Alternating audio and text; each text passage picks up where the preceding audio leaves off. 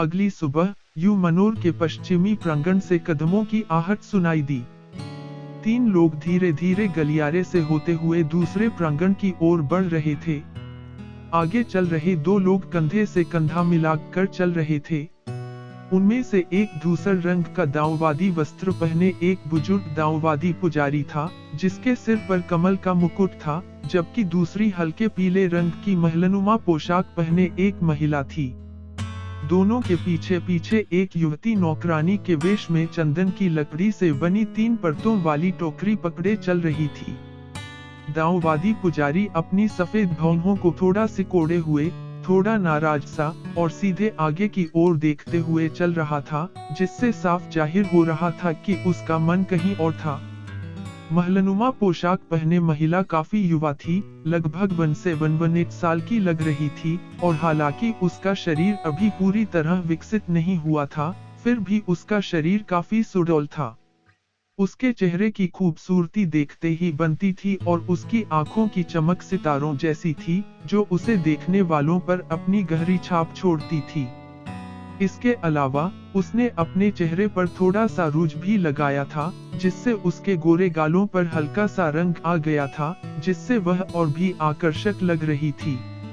आपके औषधि शोधन में बाधा डालने के लिए मैं आपसे क्षमा चाहती हूँ, दाऊवादी गुरु श्वेतरत्न, महिला ने क्षमा प्रार्थी भाव से कहा। बुजुर्ग दाऊवादी पुजारी ने कुछ देर के लिए अपने विचारों को एक तरफ रखते हुए जवाब दिया, मुझे कोई आपत्ति नहीं है, लेकिन मैं बस इस बात से हैरान हूँ कि आप मुझे एक मानसिक रोगी की देखभाल करने के लिए क्यों कह रहे हैं। मुझे समझाने की इजाजत दीजिए। कल महिला के चेहरे पर एक हल्की सी मुस्कान आ गई जब उसने दाऊवादी पुजारी को संक्षेप में बताया कि कैसे लियूशी ने एक दिन पहले नीला पवन अश्व को रोका था। बुजुर्ग दाऊवादी पुजारी ने सोच समझकर सुना, और जब उसने सुना कि कैसे लियूशी ने एक हाथ से एक उग्र नीले पवन घोड़े को उसके रास्ते में ही रोक दिया, तो उसकी भौहें थोड़ी ऊपर उठ गईं। युवती की कहानी सुनने के बाद बुजुर्ग ने उदासीन स्वर में कहा, चूंकि आप उसके कुछ हद तक ऋणी हैं, इसलिए मुझे लगता है कि उसकी हालत की जांच करना मेरा फर्ज है। युवती ने जवाब में मुस्कुराते हुए हल्का सा प्रणाम किया।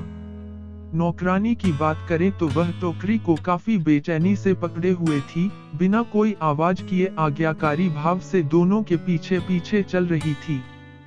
पश्चिमी आंगन में लियू लीर पहले ही कपड़े पहन चुकी थी और नहा धोकर बिस्तर के किनारे बैठी लियूशी के साथ एक तरफा बातचीत कर रही थी। तभी अचानक उसे दरवाजा खटखटाने की आवाज सुनाई दी। जैसे ही तीनों पश्चिमी आंगन में पहुंचे, नौकर ने तुरंत आगे बढ़कर दरवाजा खटखटाया और फिर आवाज लगाई, बहन लियर, हमारी युवा मालकिन अमर डॉक्टर को आपके पास लेकर आई हैं। लियू लियर खड़ी हो गई, लेकिन उन्होंने तुरंत दरवाजा नहीं खोला, बल्कि उन्होंने कुछ उलझन भरे अंदाज में पूछा, आप जिस युवा मालकिन की बात कर रही हैं, वह कौन है? मैं हूँ, बहन लियर।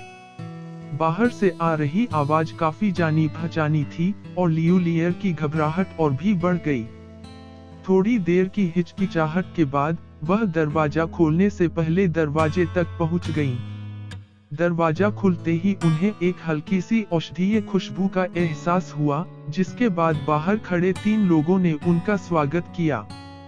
सबसे पहले उसकी नजर बुजुर्ग दाऊवादी पुजारी पर पड़ी और यह पता लगाने के बाद कि औषधीय गंध उसी से आ रही है, उसने नौकर की ओर रुख किया तो पाया कि वह यूक्वी की निजी नौकर जियाओ वू थी, जिससे वह एक दिन पहले मिली थी।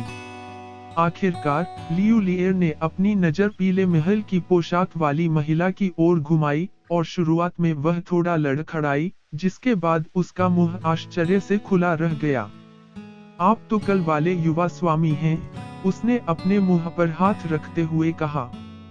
ठीक है, अगर आप चाहें तो मुझे सिस्टर क्वी कह सकती हैं, महल की पोशाक वाली महिला ने लियू लियर के हैरान चेहरे को देखकर एक मजेदार मुस्कान के साथ कहा। यह सुनकर लियू लियर भी मुस्कुराई। कोई आश्चर्य नहीं कि मुझे लगा कि आप थोड़ी क्या? यूक्वी ने भौहें चढ़ाते हुए पूछा। थोड़ा। बिल्कुल मर्द जैसा नहीं, लियू लीर ने कुछ देर सोचने के बाद चतुराई से जवाब दिया। तुम मर्द बनकर बहुत सी बेवजह की परेशानियों से बच सकती हो। कुछ सालों में जब तुम बड़ी हो जाओगी, तब तुम्हें समझ आ जाएगा कि मैं क्या कहना चाहती हूँ, युक्वी ने हल्की मुस्कान के साथ कहा। लियू लीर को समझ नहीं आया कि युक्वी क्या कहना चाह रही थी, लेकिन फिर भी उसने तीनों को कमरे में बुलाने से पहले सिर हिलाया। बहन लीर, ये वही अमर डॉक्टर हैं, जिनके बारे में मैंने तुम्हें बताया था। तुम उन्हें ताओवादी गुरु श्वेत पत्थर कह सकती हो। ताओवादी गुरु श्वेत पत्थर, ये लियू लीर हैं, और वहाँ वाला आदमी उसका भाई लियू शी है। युक्वी ने बुजुर्ग ताओवादी पुजारी की ओर मुड़ते हुए परिचय कराया। लियू लीर ने पहले ही अंदाजा लगा लिया था कि वो बुजुर्ग आदमी शायद अमर डॉक्टर ही है, लेकिन उसका दिल अभी भी। अगली सुबह यू मनोर के पश्चिमी प्रांगण से कदमों की आहट सुनाई दी। 3 लोग धीरे धीरे गलियारे से होते हुए दूसरे प्रांगण की ओर बढ़ रहे थे। आगे चल रहे 2 लोग कंधे से कंधा मिलाकर चल रहे थे। उनमें से एक धूसर रंग का दाऊवादी वस्त्र पहने एक बुजुर्ग दाऊवादी पुजारी था, जिसके सिर पर कमल का मुकुट था, जबकि दूसरी हल्के पीले रंग की महलनुमा पोशाक पहने एक महिला थी। दोनों के पीछे पीछे एक युवती नौकरानी के वेश में चंदन की लकड़ी से बनी 3 परतों वाली टोकरी पकड़े चल रही थी। दाऊवादी पुजारी अपनी सफेद भौहों को थोड़ा सिकोड़े हुए, थोड़ा नाराज सा और सीधे आगे की ओर देखते हुए चल रहा था, जिससे साफ जाहिर हो रहा था कि उसका मन कहीं और था। महलनुमा पोशाक पहने महिला काफी युवा थी, लगभग 1 साल की लग रही थी, और हालांकि उसका शरीर अभी पूरी तरह विकसित नहीं हुआ था, फिर भी उसका शरीर काफी सुडौल था। उसके चेहरे की खूबसूरती देखते ही बनती थी और उसकी आंखों की चमक सितारों जैसी थी, जो उसे देखने वालों पर अपनी गहरी छाप छोड़ती थी। इसके अलावा उसने अपने चेहरे पर थोड़ा सा रूज भी लगाया था, जिससे उसके गोरे गालों पर हल्का सा रंग आ गया था, जिससे वह और भी आकर्षक लग रही थी। आपके औषधि शोधन में बाधा डालने के लिए मैं आपसे क्षमा चाहती हूँ, ताओवादी गुरु श्वेत रत्न, महिला ने क्षमा प्रार्थी भाव से कहा। बुजुर्ग ताओवादी पुजारी ने कुछ देर के लिए अपने विचारों को एक तरफ रखते हुए जवाब दिया, मुझे कोई आपत्ति नहीं है, लेकिन मैं बस इस बात से हैरान हूँ कि आप मुझे एक मानसिक रोगी की देखभाल करने के लिए क्यों कह रहे हैं। मुझे समझाने की इजाजत दीजिए। कल महिला के चेहरे पर एक हल्की सी मुस्कान आ गई जब उसने ताओवादी पुजारी को संक्षेप में बताया कि कैसे लियूशी ने एक दिन पहले नीला पवन अश्व को रोका था। बुजुर्ग दाओवादी पुजारी ने सोच समझकर सुना, और जब उसने सुना कि कैसे लियूशी ने एक हाथ से एक उग्र नीले पवन घोड़े को उसके रास्ते में ही रोक दिया, तो उसकी भौहें थोड़ी ऊपर उठ गईं। युवती की कहानी सुनने के बाद बुजुर्ग ने उदासीन स्वर में कहा, चूंकि आप उसके कुछ हद तक ऋणी हैं, इसलिए मुझे लगता है कि उसकी हालत की जांच करना मेरा फर्ज है। युवती ने जवाब में मुस्कुराते हुए हल्का सा प्रणाम किया। नौकरानी की बात करें तो वह टोकरी को काफी बेचैनी से पकड़े हुए थी, बिना कोई आवाज किए आज्ञाकारी भाव से दोनों के पीछे पीछे चल रही थी। पश्चिमी आंगन में लियू लीर पहले ही कपड़े पहन चुकी थी और नहा धोकर बिस्तर के किनारे बैठी लियूशी के साथ एक तरफा बातचीत कर रही थी। तभी अचानक उसे दरवाजा खटखटाने की आवाज सुनाई दी। जैसे ही तीनों पश्चिमी आंगन में पहुंचे, नौकर ने तुरंत आगे बढ़कर दरवाजा खटखटाया और फिर आवाज लगाई, बहन लियर, हमारी युवा मालकिन अमर डॉक्टर को आपके पास लेकर आई हैं। लियू लियर खड़ी हो गई, लेकिन उन्होंने तुरंत दरवाजा नहीं खोला, बल्कि उन्होंने कुछ उलझन भरे अंदाज में पूछा, आप जिस युवा मालकिन की बात कर रही हैं, वह कौन है? मैं हूँ, बहन लियर। बाहर से आ रही आवाज काफी जानी पहचानी थी और लियू लियर की घबराहट और भी बढ़ गई। थोड़ी देर की हिचकिचाहट के बाद वह दरवाजा खोलने से पहले दरवाजे तक पहुंच गईं। दरवाजा खुलते ही उन्हें एक हल्की सी औषधीय खुशबू का एहसास हुआ, जिसके बाद बाहर खड़े 3 लोगों ने उनका स्वागत किया। सबसे पहले उसकी नजर बुजुर्ग ताओवादी पुजारी पर पड़ी और यह पता लगाने के बाद कि औषधीय गंध उसी से आ रही है, उसने नौकर की ओर रुख किया तो पाया कि वह युक्वी की निजी नौकर जियाओ वू थी, जिससे वह एक दिन पहले मिली थी। आखिरकार लियू लिएर ने अपनी नजर पीले महल की पोशाक वाली महिला की ओर घुमाई और शुरुआत में वह थोड़ा लड़खड़ाई, जिसके बाद उसका मुंह आश्चर्य से खुला रह गया। आप तो कल वाले युवा स्वामी हैं, उसने अपने मुंह पर हाथ रखते हुए कहा। ठीक है, अगर आप चाहें तो मुझे सिस्टर क्वी कह सकती हैं, महल की पोशाक वाली महिला ने लियू लिएर के हैरान चेहरे को देखकर एक मजेदार मुस्कान के साथ कहा। यह सुनकर लियू लिएर भी मुस्कुराई। कोई आश्चर्य नहीं कि मुझे लगा कि आप थोड़ी क्या? यू क्वी ने भौंहें चढ़ाते हुए पूछा। थोड़ा, बिल्कुल मर्द जैसा नहीं, लियू लिएर ने कुछ देर सोचने के बाद चतुराई से जवाब दिया। तुम मर्द बनकर बहुत सी बेवजह की परेशानियों से बच सकती हो। कुछ सालों में जब तुम बड़ी हो जाओगी, तब तुम्हें समझ आ जाएगा कि मैं क्या कहना चाहती हूँ, यू क्वी ने हल्की मुस्कान के साथ कहा। लियू लिएर को समझ नहीं आया कि यू क्वी क्या कहना चाह रही थी, लेकिन फिर भी उसने तीनों को कमरे में बुलाने से पहले सिर हिलाया। बहन लिएर, ये वही अमर डॉक्टर हैं, जिनके बारे में मैंने तुम्हें बताया था, तुम उन्हें ताओवादी गुरु श्वेत पत्थर कह सकती हो। ताओवादी गुरु श्वेत पत्थर, ये लियू लिएर हैं, और वहाँ वाला आदमी उसका भाई लियू शी है, यू क्वी ने बुजुर्ग ताओवादी पुजारी की ओर मुड़ते हुए परिचय कराया। लियू लिएर ने पहले ही अंदाजा लगा लिया था कि वो बुजुर्ग आदमी शायद अमर डॉक्टर ही है, लेकिन उसका दिल अभी भी यू क्वी से अपने संदेह की पुष्टि सुनकर मैं थोड़ा चौंक गई, और उसने जल्दी से अपना सिर नीचे कर लिया और सम्मानपूर्वक अभिवादन किया। ताओवादी गुरु व्हाइटस्टोन की नजरों से नजरें मिलाने की हिम्मत न जुटा पाई। मैं आदरणीय अमर चिकित्सक को अपना सम्मान अर्पित करती हूँ। इस बीच लियू शी बिस्तर के किनारे पर बैठी रही, तीनों पर कोई प्रतिक्रिया नहीं दिखाई। ताओवादी गुरु व्हाइटस्टोन ने लियू लिएर पर एक संक्षिप्त नजर डाली, फिर अपनी नजर लियू शी की ओर कर दी। वह लियू शी के पास गए और फिर दूसरी तरफ जाकर उन्हें सिर से पैर तक ध्यान से देखा और फिर अपनी नजर लियू शी के ग्लैबेला पर केंद्रित कर दी। एक क्षण बाद ताओवादी गुरु व्हाइटस्टोन ने अपनी आंखें बंद कर लीं और फिर हाथ उठाया, अपनी तर्जनी और मध्यमा उंगलियों को आपस में जोड़कर लियू शी के ग्लैबेला की ओर बढ़ाया। लियू लिएर यह देखकर काफी हैरान रह गई और वह खुद को रोक नहीं पाई और डर के मारे चीख पड़ी। ताओवादी गुरु श्वेत पत्थर का हाथ तुरंत अकड़ गया और उन्होंने पलटकर उसे अप्रसन्न दृष्टि से देखा। घबराने की कोई जरूरत नहीं है, बहन लिएर। ताओवादी गुरु श्वेत पत्थर आपके भाई की हालत की जांच कर रहे हैं, यू क्वी ने जल्दी से समझाया और धीरे से लियू लिएर का हाथ खींचा। माफी चाहता हूँ, ताओवादी गुरु श्वेत पत्थर, मैंने जानबूझकर ऐसा नहीं किया, लियू लिएर ने जल्दी से माफी मांगी।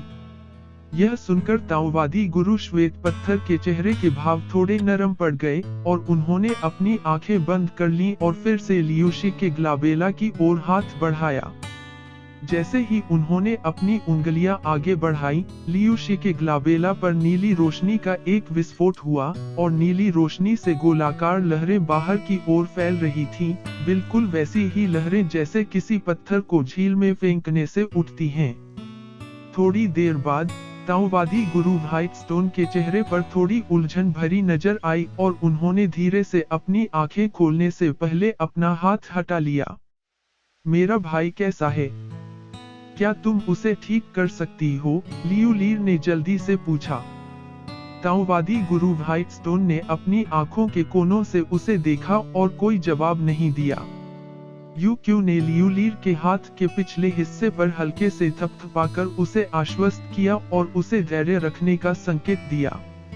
लियू लिएर अनिच्छा से चुप हो गई और आगे कोई सवाल नहीं पूछा, लेकिन उनकी नजर लियू शी पर ही टिकी रही। लियू शी ने उसकी नजर को भांप लिया था और उसने पेस्ट्री मुंह में डालने से पहले अपना चेहरा उसकी ओर घुमाया, फिर उसे एक हल्की सी मुस्कान दी। ताओवादी गुरु व्हाइटस्टोन ने एक पुराने तांबे के दर्पण को बुलाने के लिए हाथ घुमाने से पहले कुछ क्षण स्थिति पर विचार किया। जाओ। गोल दर्पण से नीली रोशनी कौंधी और उसके इशारे पर वह तुरंत हवा में ऊपर उठी, लियू शी की ओर उड़ी और फिर उसके सिर के ठीक ऊपर आकर रुक गई। ताओवादी गुरु व्हाइटस्टोन ने फिर अपनी जुड़ी हुई उंगलियों को हवा में घुमाते हुए एक मंत्र पढ़ना शुरू किया, मानो हवा में ही किसी रहस्यमयी रूम को अंकित कर रहे हों। कुछ ही देर बाद उसकी उंगलियां स्थिर हो गईं और उसने सीधे तांबे के दर्पण की ओर इशारा किया। लटका हुआ तांबे का दर्पण तुरंत जोर से कांपने लगा और नीले प्रकाश की एक परत उभरी, जिससे उसकी थोड़ी खुरदरी और आसमान सतह चिकनी और बेदाग हो गई।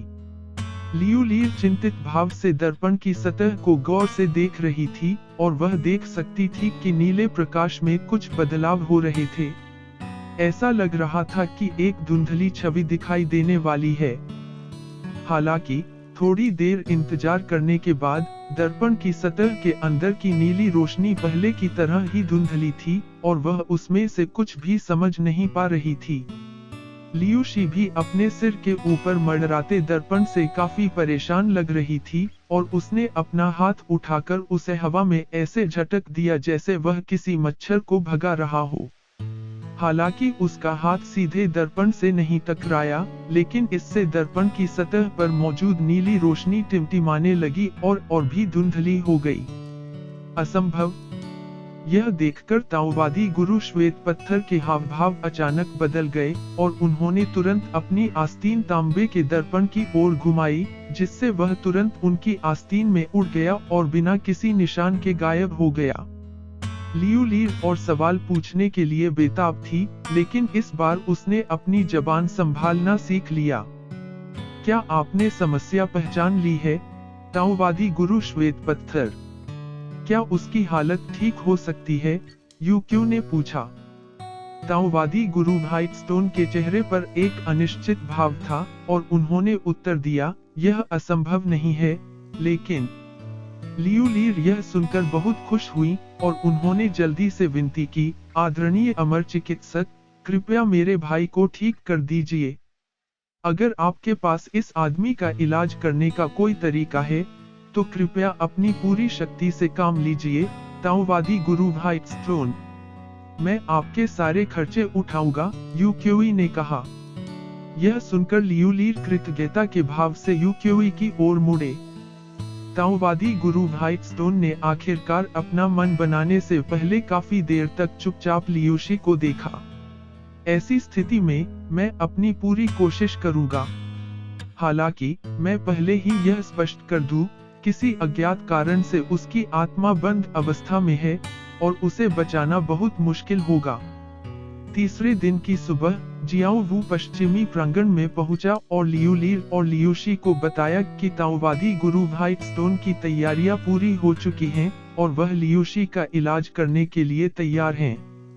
जियाओ वू के नेतृत्व में लियू ली लियू शी को कई गलियारों से होते हुए ले गया, 4 छोटे प्रांगणों से गुजरते हुए एक मेहराब से बाहर निकला और अंततः यूमनोर के पिछवाड़े में पहुंच गया।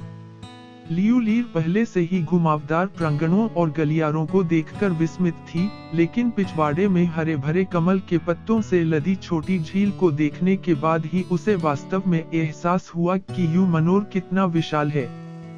झील को छोटी झील कहा गया था, लेकिन केवल उन सभी बड़ी नदियों और झीलों के सापेक्ष जिन्हें लियू ली ने अतीत में देखा था।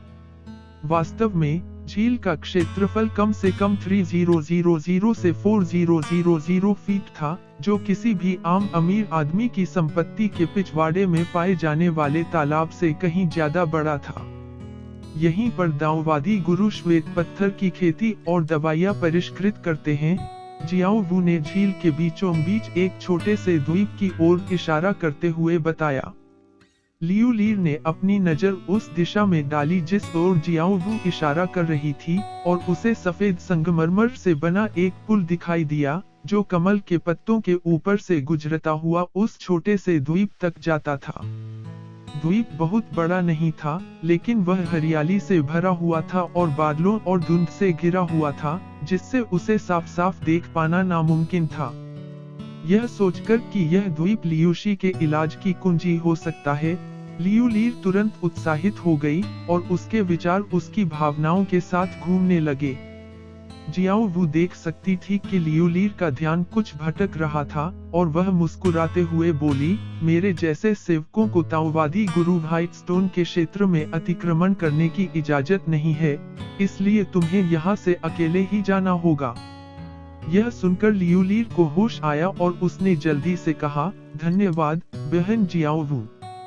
लियू लीर को इतना उत्साहित देखकर जियाओ वू का भी मूड अच्छा हो गया और उसने जाने से पहले लियू लीर को खुशी से हाथ हिलाया। लियू लीर ने अपनी नजर छोटे से द्वीप की ओर डाली और उसने पुल की रेलिंग पर हाथ रखा, लेकिन वह तुरंत उस पर पैर नहीं रखा। किसी कारण से अचानक उसके मन में एक विचार आया, क्या भाई रॉक ठीक होने के बाद मुझे छोड़ देंगे? यह विचार आते ही उसके चेहरे पर एक झिझक भरी नजर आई, लेकिन लियूशी के जाने पहचाने चेहरे को देखते ही उसका दिल तुरंत शांत हो गया। चलो भाई रॉक, यह कहकर वह पुल पर चढ़ गई और लियूशी को छोटे से द्वीप की ओर ले गई। जैसे जैसे दोनों द्वीप के करीब आते गए, लियू लीर को थोड़ी बेचैनी होने लगी।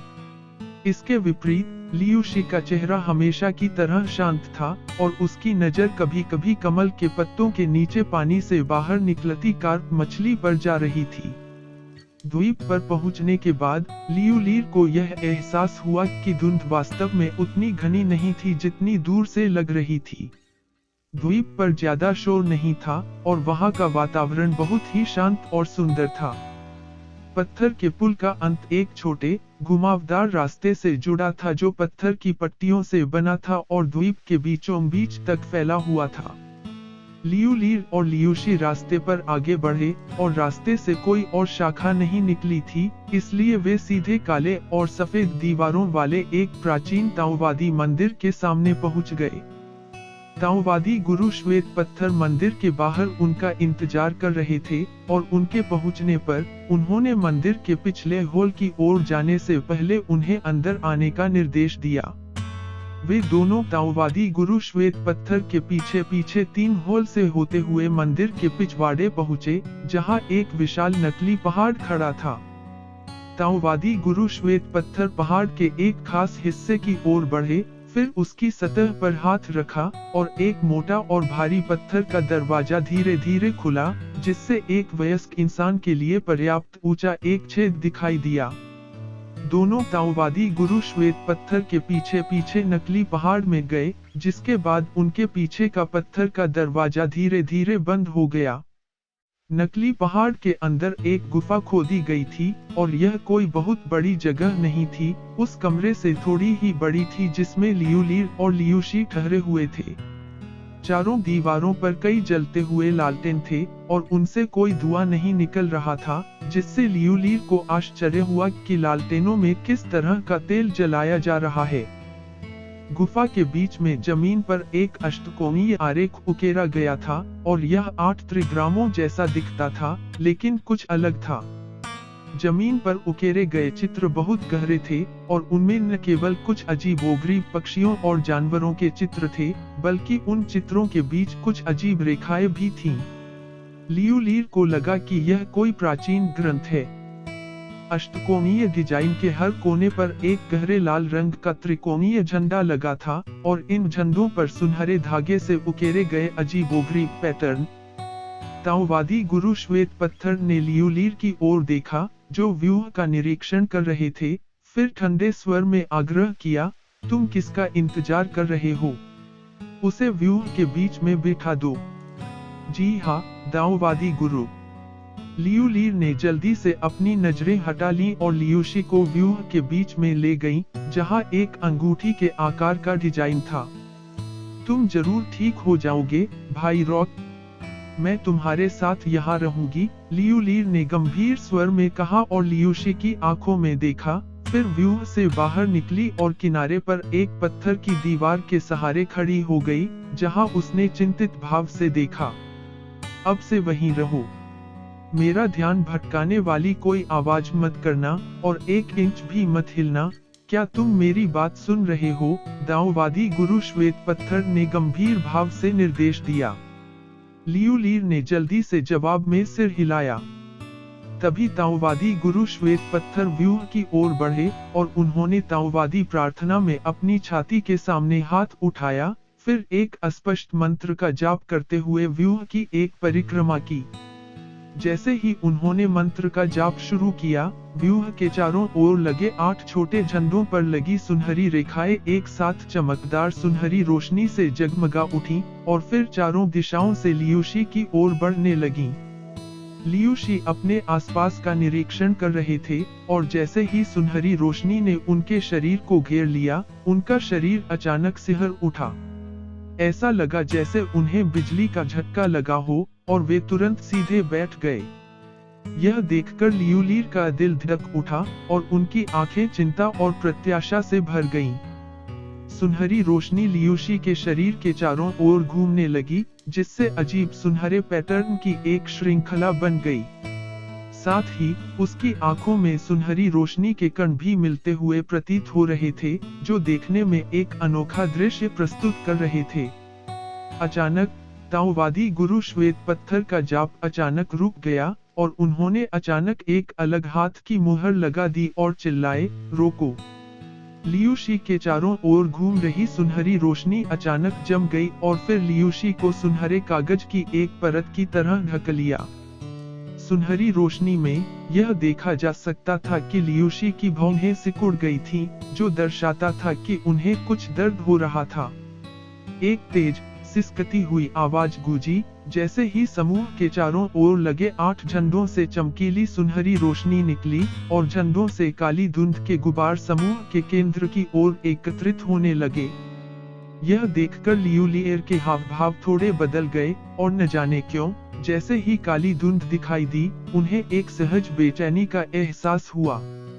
अचानक लियूशी ने एक दबी हुई कराह भरी और उसके चेहरे की मांसपेशियों में हल्की सी ऐंठन हुई। लियू लीर यह देखकर खुद को रोक नहीं पाई और डर के मारे चीख पड़ी, लेकिन फिर उसने डर के मारे अपने मुंह पर हाथ रख लिया। चुप रहो, मैंने तुमसे कहा था कि आवाज मत करो, ताओवादी गुरु श्वेतपत्थर ने ठंडी आवाज में डांटा। लियू लीर का दिल थोड़ा कांप उठा और उसने कुछ कहने की हिम्मत नहीं की, लेकिन उसकी आंखों का डर जरा भी कम नहीं हुआ। धुंध के गुबार जीवित प्राणियों की तरह थे, जो तंतुओं की एक श्रृंखला बना रहे थे, जो लियूशी को पूरी तरह से घेरने से पहले उसे घेर लेते थे। इसके तुरंत बाद ताओवादी गुरु श्वेतपत्थर ने एक हाथ की मुहर बनाई और अपना जप फिर से शुरू कर दिया। झंडों से और भी ज्यादा काली धुंध निकल रही थी और वह और भी घनी होती जा रही थी। लियूशी के चेहरे पर एक उलझन भरी नजर आई, जिसके बाद उसकी पलकें झुकने लगी और उसने धीरे धीरे अपनी आंखें बंद कर ली और सीधे होकर सो गया। यह देखकर ताओवादी गुरु श्वेत रत्न के चेहरे पर एक प्रसन्नता भरी मुस्कान आ गई और उसने एक और हाथ की मुहर लगा दी। जैसे ही उसने अपना मुंह खोला और रक्तसार की एक गेंद निकाली, जो लाल रंग के प्रकाश के कणों में बिखर गई और सीधे काली धुंध में विलीन हो गई। धुंध से तुरंत एक तेज खूनी गंध आने लगी और लाल रंग के रूनों की एक श्रृंखला तेजी से प्रकट हुई। यह देखकर लियू लीर के हाव भाव अचानक बदल गए और उसकी सहज वृत्ति उसे चीख चीख कर बता रही थी कि कुछ ठीक नहीं है।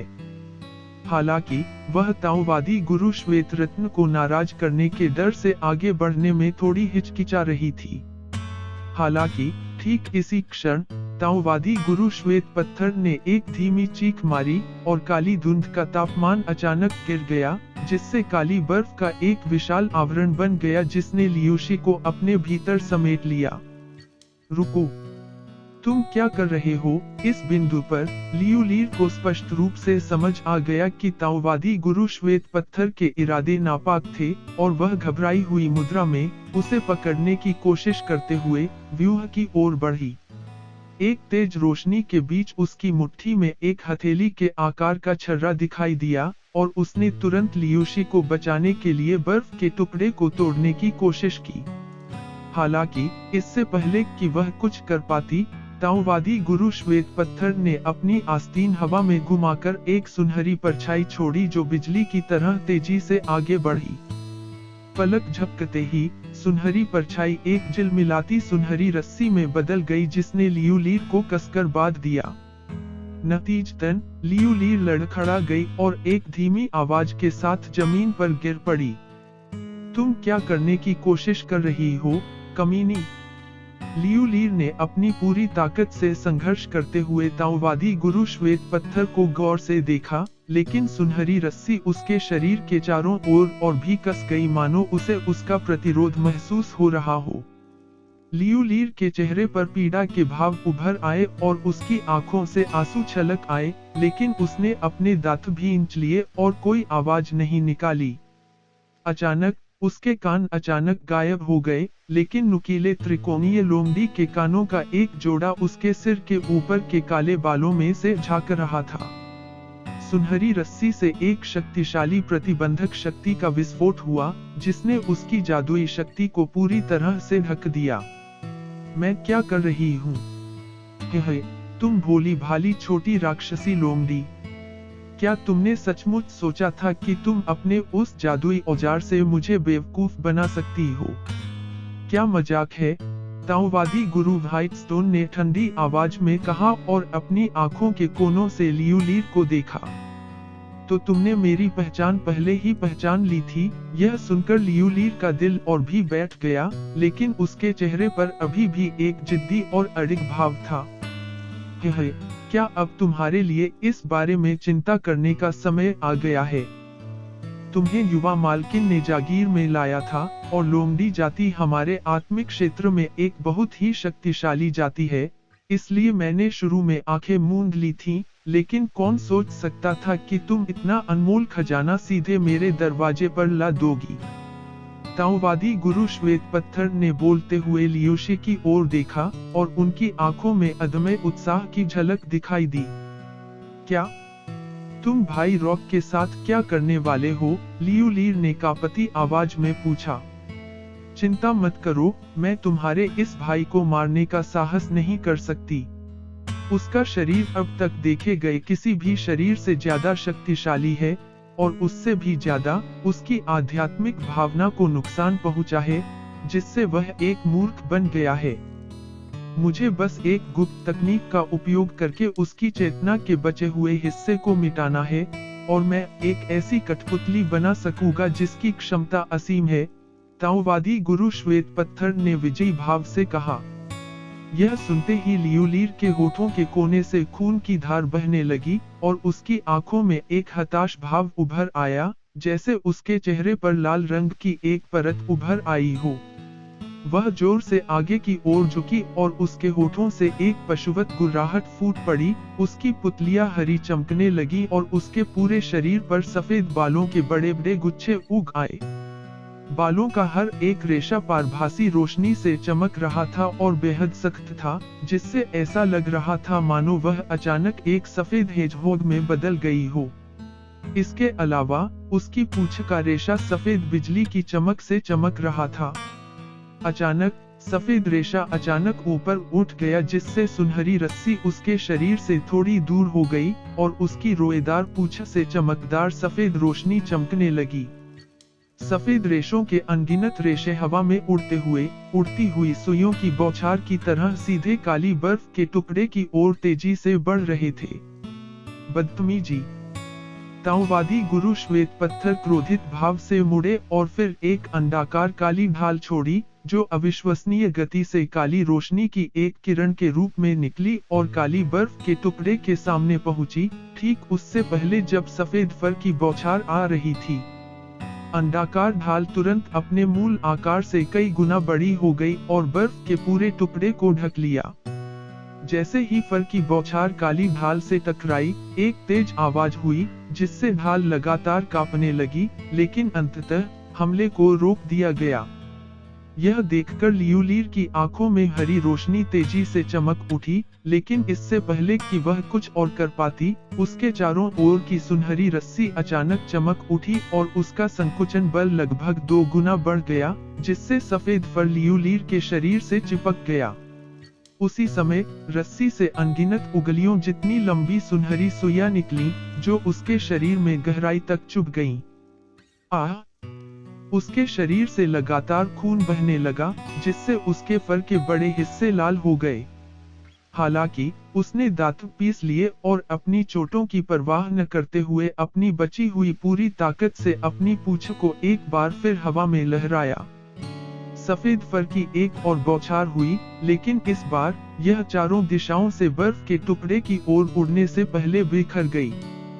काली ढाल एक अभेद्य दीवार की तरह थी, लेकिन यह बर्फ के टुकड़े को एक साथ चारों दिशाओं से नहीं ढक सकती थी।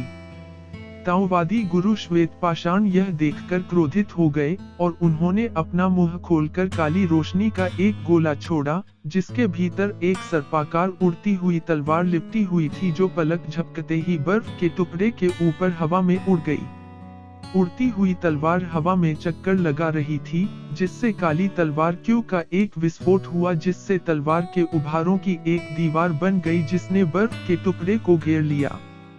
उसी समय काली ढाल और भी तेजी से चमक उठी, क्योंकि उसका आकार और बढ़ गया और उसने तलवार के उभारों के साथ साथ बर्फ के टुकड़े की रक्षा की। धातु की झनकार की एक श्रृंखला गूंजी और उड़ती हुई तलवार और काली ढाल ने सुई जैसे बालों को दूर रखा, लेकिन फिर भी कुछ ऐसे थे जो दरारों से निकलकर काली बर्फ के टुकड़े पर वार करने में कामयाब रहे। बर्फ का टुकड़ा जोर से कांपा और उसमें कई पतले छेद हो गए। उसकी सतह पर कई दरारें दिखाई दी और वे तेजी से फैल रही थीं। ठीक इसी समय ताओवादी गुरु श्वेतपाषाण क्षण भर में बर्फ के टुकड़े के पास पहुंचे। फिर उन्होंने अपने हाथ ऊपर उठाकर अपनी आस्तीनों से काली धुंध का एक विशाल विस्तार छोड़ा। कुछ धुंध बर्फ के टुकड़े में मिल गई, जबकि बाकी ने उसके चारों ओर एक सुरक्षात्मक आवरण बना दिया। बर्फ के टुकड़े पर दरारें तुरंत फैलना बंद हो गईं, फिर तेजी से बंद होने लगीं और कुछ ही सेकंड बाद वह अपनी मूल स्थिति में वापस आ गई। यह देखकर दाओवादी गुरु श्वेत पत्थर ने राहत की सांस ली, फिर गुस्से से लियूलीर को घूरने लगे। लियूलीर जमीन पर पड़ी थी और उसकी आंखों में आक्रोश भरा भाव था। उसके शरीर का सारा रोए गायब हो चुका था और उसकी आभा बहुत कम हो गई थी। यह स्पष्ट था कि उसने अभी अभी जो 2 हमले किए थे, उनकी सारी जादुई शक्ति पहले ही समाप्त हो चुकी थी। लगता है मैंने तुम्हें कम आंका था, दाओवादी गुरु श्वेत पत्थर ने ठंडे स्वर में कहा। अगर उसने एक पल भी देर से प्रतिक्रिया की होती, तो बर्फ का टुकड़ा शायद चकनाचूर हो गया होता। अपने हाथ के एक जोरदार झटके से दाओवादी गुरु श्वेत पत्थर ने काली रोशनी की एक हथेली उत्पन्न की, जो लियूलीर के शरीर से टकराई। लियूलीर तुरंत उड़कर गुप्त कक्ष की दीवार से टकरा गई और जमीन पर गिरने से पहले उसने मुंह भर खून उगल दिया। उसका पूरा शरीर खून से सना हुआ था और उसके बाल पूरी तरह बिखरे हुए थे। उसका चेहरा बिल्कुल पीला पड़ गया था और उसकी हालत बहुत खराब थी। अगर ताओवादी गुरु व्हाइट स्टोन उसे स्पिरिट स्टोन के बदले बेचने का इरादा न रखते, तो वह उस वार से उसे पहले ही मार चुका होता। भाई रॉक, लियूलीर ने कमजोर स्वर में अपना सिर उठाया और लियूशी की ओर देखा, लेकिन तभी उसका शरीर अचानक ऐंठ गया और वह बेहोश हो गई। ताओवादी गुरु व्हाइट स्टोन ने हवा में हाथ फेरकर कई तावीज छोड़े, जो लियूलीर की ओर उड़कर उसके चारों ओर जमीन पर चिपक गए। तावीजों से काली रोशनी का एक विशाल विस्तार फूट पड़ा, जिससे उसके शरीर पर एक गोला बन गया। यह सब करने के बाद ही ताओवादी गुरु श्वेतपाषाण ने अपना ध्यान वापस बर्फ के टुकड़े पर लगाया और वह अपने चेहरे पर उभरी मुस्कान को दबा नहीं पाए। एक बार जब मैं इस कठपुतली को सफलतापूर्वक निखार लूंगा, तो मेरे वर्तमान प्रतिद्वंद्वियों में से कोई भी मेरा मुकाबला नहीं कर पाएगा। जैसे ही उन्होंने 8 और तावीज छोड़ने के लिए अपने हाथ ऊपर उठाए, उनकी मुस्कान फीकी पड़ गई, जो काली बर्फ के टुकड़े के पास जमीन पर गिर गए। तावीजों से स्याह काली रोशनी ऊपर उठी और एक पंक्ति बन गई, जिसने बर्फ के टुकड़े को जमीन से लगभग 1 फुट ऊपर उठा दिया। ताओवादी गुरु श्वेतपाषाण ने फिर एक हाथ पलटा, जिससे एक काली लौकी निकली। लौकी पर नीले रंग के रूनों का एक चक्र बना हुआ था, जो एक ठंडी रोशनी दे रहा था और ऐसा लग रहा था जैसे उसके अंदर कोई तरल पदार्थ घूम रहा हो। उन्होंने लौकी का कॉर्क निकाला और ध्यान से उसे पलटा, जिससे एक काला तरल पदार्थ निकला, जिससे बहुत तेज उबकाई लाने वाली बदबू आ रही थी।